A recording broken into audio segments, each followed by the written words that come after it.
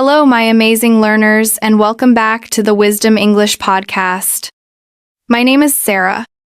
Has anyone ever asked you this question? How are you? I'm quite sure they have. And maybe your answer was, I'm fine, thank you. And you? I want you to stop saying this answer. Now, I know you're probably shocked because a lot of you learn this in books, in your English classes. You learn to say, I'm fine, thank you, and you. But in actuality, native English speakers don't really speak like this. So today, I'm going to teach you 2 different ways to properly respond to, how are you? And make sure you stay with me until the very end because I'll reveal the simple secret that will change how you view this simple question forever. So, there are 2 different ways to respond naturally. The first way is to give a response that also includes a basic follow-up question.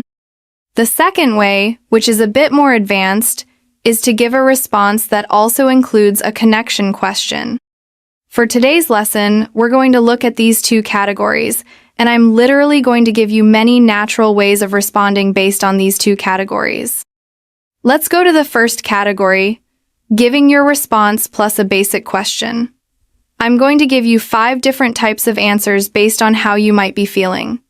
Let's start with a happy answer. When you're feeling good, instead of just, I'm fine, you can say, I'm doing great, thanks. How about you? How about you? Is a much more natural way to ask the question back to the other person than, and you? Let's try another one. You could say, couldn't be better, actually. What have you been up to? The phrase, couldn't be better, is a strong way to say you are feeling fantastic. And, what have you been up to? Is a friendly, casual way to ask what the other person has been doing recently. A third option for a happy answer is, I'm doing really well, thanks for asking. How are things on your end? This is polite and shows appreciation. How are things on your end? Is another great alternative to, and you? Now, what if you're not feeling great, but just normal? You can give a normal response. For example, you could say, I'm pretty good, thanks. What's new with you? Pretty good is a very common standard response. And in English, when we ask, what's new with you? We are basically asking the person, what's going on in your life? Is there anything new or exciting happening? It's a great way to start a real conversation. Another normal response could be, can't complain. How have you been? Can't complain is a casual way of saying that things are generally okay. And, how have you been? Is a slightly more personal way to ask about their well-being, especially if you haven't seen them in a while. What if you're feeling busy? You can give a busy answer. For example, you could say, I've been a bit busy, but I'm okay. How have things been with you? Now, really quickly, we often use a bit in front of an adjective like busy to soften it a little. You see, I even added a little right there. So, instead of just saying I'm busy, saying I've been a bit busy sounds more natural. The follow-up question, how have things been with you? Is another natural way of asking a follow-up question. Another way to express that you're busy is, things have been a little hectic lately, but I'm managing. What about you? Hectic means very busy and full of activity. Now, what if you're feeling stressed? It's okay to be honest, as long as you do it in a way that is not too negative. You can say, things have been a bit rough lately, but they're getting better. How have you been? When we say a bit rough in English, that's another way of expressing that we're going through a difficult time. The phrase, but they're getting better, is important because it shows that you are optimistic. Another option for a stressed answer is, to be honest, I've been a bit overwhelmed, but I'm hanging in there. How about you? Overwhelmed means you have too much to deal with.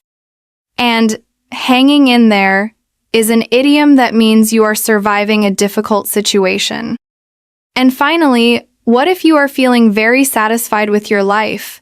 You can give a satisfied answer. For example, you can say, I've never been better. What about you? The phrase never been better is used when everything is going great in your life. To look at my face, you can see, wow, Sarah looks happy. No stress, everything's good. Hey, never been better? Another great one is, everything's going really well, thanks. How's everything with you? This is also very positive and opens the door for a good conversation. So, that was the first category. Now, let's jump to the second category, which is where you can really show your English skills and your ability to connect with people. This is giving a response and adding a connection question. Let me explain what a connection question is. It's a question that connects to something you already know about the person you're talking to. This shows that you remember them, that you listen to them, and that you care about their life. It's a very powerful way to build relationships. So, let's go through our 5 types of answers again, but this time with a connection question. Let's start with a happy answer. You could say, I'm doing great, thanks. Hey, I heard that you got a new job. How's that going? You see what I did there? The underlined portion is the part you are going to change, depending on the person. Maybe you heard they went on a trip or started a new hobby. You are connecting your question to something that you already know about this person. This is an important aspect of improving your English because it shows that you're thinking before you speak. Now, let's try a normal answer with a connection question. You could say, I'm pretty good, thanks. By the way, I saw your Facebook post about your new business. What's the update? Again, I saw something connected to the person that I'm speaking to, and I chose to ask about it. What's the update? Is a great way to ask for more information about something that is happening in the person's life. This is how you sound more natural and more like a native English speaker instead of just saying, I'm fine, thank you, and you. You don't want to sound like a robot. You want to sound more natural. Let's look at a busy answer with a connection question. You could say, I've been a bit busy, but I'm okay. I remember that you said you were also working on some things. Any updates? The pattern you want to memorize here is, I remember that you said you were. And then you can put something that you remember from a previous conversation. For example, I remember that you said you were trying to get a new job. Any updates? The person listening will really want to respond to you and will appreciate the fact that you're connecting with them. Again, this shows that your English fluency is improving. Now, for the stressed answer. You could say, things have been a bit rough lately, but they're getting better. I know your mom had some good news recently. How is she? With this one, it's very important that you think of some information that has happened to this person or something that you know is going on in their life. For example, I know you were trying to get a plane ticket to Paris. How is that going? You see, I thought about what this person told me before, and I connected it to my question for them. And finally, let's look at the satisfied answer with a connection question. You could say, Hey, I've never been better. You are also looking quite happy. Any special reason? I like this one because you're not just focusing on yourself. You're saying, hey, I've never been better, but then you are also noticing the other person. Hey, you know what? You are also looking very good. Any special reason? Or, you are also looking amazing. Any special reason? You see, English conversation is all about this going back and forth. This person asked me how I am, and I said, yeah, I'm good. I am amazing. But I also want to know why the person I'm talking to is happy. So, using this pattern, you are also looking. Any special reason is a great way to do that. So, guys, again, we looked at two different categories. One where we gave a response and a basic question, and the second one where we gave a response and we added a connection question. This is really how you begin to answer the question, "How are you?" more naturally and more like a native English speaker. The final secret. I really hope you guys enjoyed this lesson. We've learned that you should stop saying, "I'm fine," "Thank you," and "you." We've explored two new categories of responses. Giving a response with a basic follow-up question and giving a response with a more advanced connection question. And now, for the secret I promised at the beginning, the single most important secret that will change how you view this simple question is this. The question, "How are you?" isn't just a question, it's an invitation. It's an invitation to start a real conversation. It's an invitation to connect with another human being. Your old answer, "I'm fine, thank you, and you," was like saying, "No, thank you," to that invitation.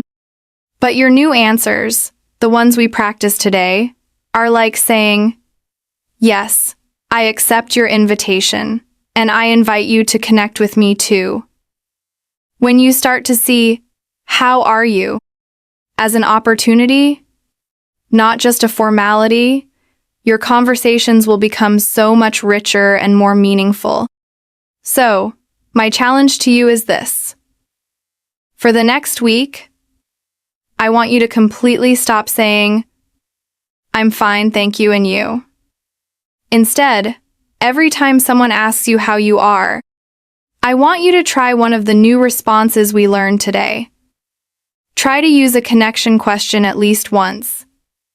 Then, come back to this video and tell us in the comments how it felt. Please like, share, and subscribe to the Wisdom English podcast channel to watch our next videos.